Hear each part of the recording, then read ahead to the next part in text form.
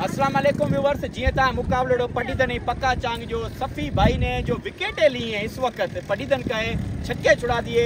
मैंने बालर सिर्फ सुना था, मैंने बालर के नाम पे सुना था कि इस वक्त डिस्ट्रिक्ट लेवल पे खेल रहा है।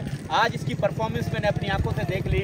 इंशाल्लाह अगला मैच भी ये खटेंगे क्योंकि जितनी मेहनत इसने की है। 4 विकेटें ली हैं, 4 विकेट 22 स्कोर 4 विकेट 22 है स्कोर नहीं, 4 विकेट वरते ही भली विकेट हूँ।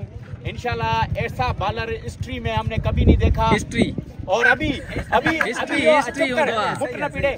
अभी जो अगला मैच है इंशाल्लाह खास इसकी वीडियो में बनाऊंगा भाई। खास इसकी बस ठीक है। इंशाल्लाह शेयरिंग लाजमी करियो, मेहरबानी वीडियो इठा भाई खटी न कोन था तू विकेट और इकट्ठी हुई टॉप द मुल्क गड क्यों।